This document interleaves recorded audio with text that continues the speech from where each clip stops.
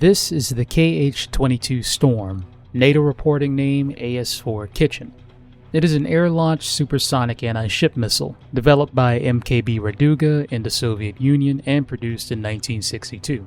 It's used by Russia today, and they're using them to do some terrible things. But I digress. Welcome to Scenario Fulfillment. I'm Dasher, and today we're going to be talking about the KH-22 anti-ship missile on this channel's new official series, Threat Brief. And no, this isn't some Russian propaganda channel. I'm just interested in their weaponry. That's all.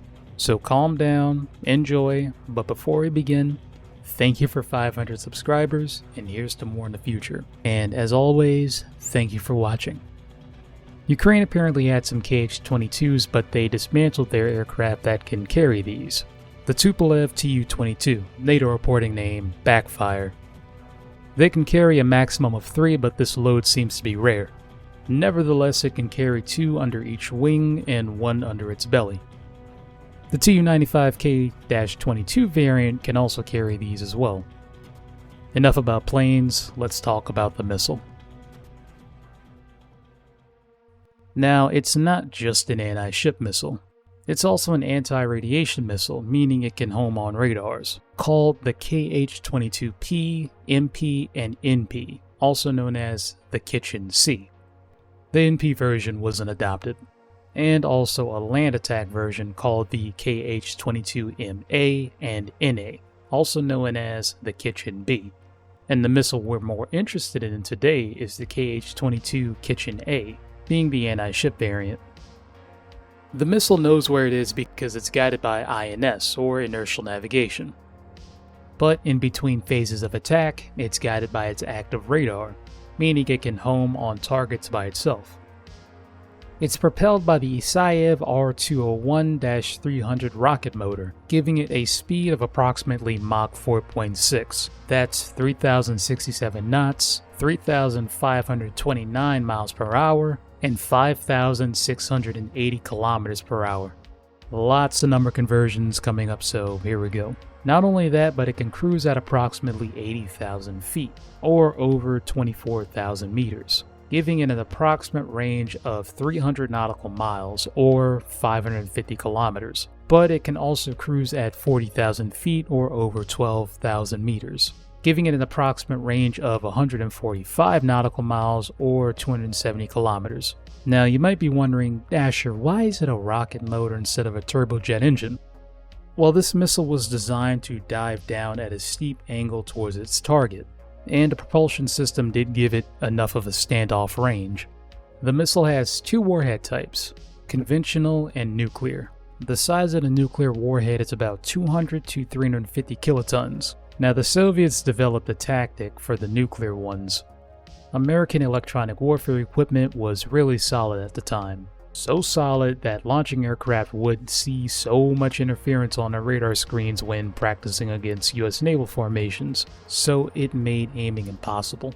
To counter that, they were going to launch 8 of these nuclear-armed missiles, not at the carrier because again they couldn't see it, but in the area where the carrier group was supposed to be. Now, a second wave of either conventional or nuclear storms would be launched towards targets, because it was thought that the nuclear explosions would degrade the electronic countermeasure effectiveness. But the missile does contain the ability to home on jamming sources. If the missile detects it's being jammed, it will switch its radar to its passive mode, and home on that energy radiating from seaborne jammers. Once it gets close enough to ignore the jammer, it will switch back to active. This is known as jammer burn-through. Because of its high altitude operation and high speed, it would put the missile under a high thermal load. So the body of the missile is made with titanium and high-strength stainless steel. So this is a very beefy missile. The largest unit of the missile is its fuel tanks, welded with 5 meters of stainless steel. As for this folded bottom fin, that's just for ease of transportation. Before takeoff, it's lowered. Such a high speed comes with an advantage. It makes it tougher to intercept, but this could be defeated with proximity fuses in anti-air missiles. Now, I'm not too sure about tactics, but it seems the idea was to overwhelm a carrier battle group with a bunch of these missiles fired from Tu-22 backfires. These missiles are one of the reasons the Aegis combat system exists. A little more about the land attack variant. So from what I can gather, the Tu-22 would target something with its onboard radar, like this bridge. Once the missile is launched, it would use its radar to target the bridge. The anti-radiation one is the same as the anti-ship one, it just homes on radars. I couldn't get it to work against an actual radar, so here's the missile hitting a bridge but with a radar on it.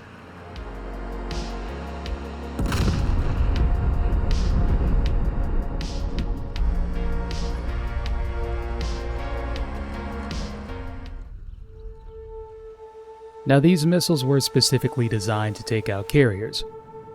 So what would an aircraft carrier do to defend itself against a missile like this? Not be alone? Overshadowed by the aircraft carrier are its escorts. And in today's world, these escorts are packing quite the heat. From the Aegis combat system designed in mind just for these types of missiles, to its armament of the standard missile family, like the RIM 161.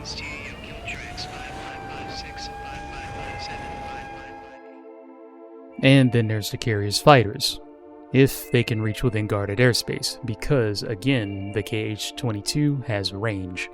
Also, chaff could possibly spoof the missile. And jamming is classified, so I will not be going into that.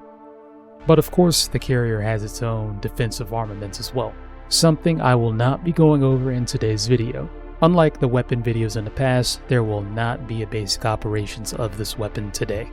And that is it on the KH-22 Storm.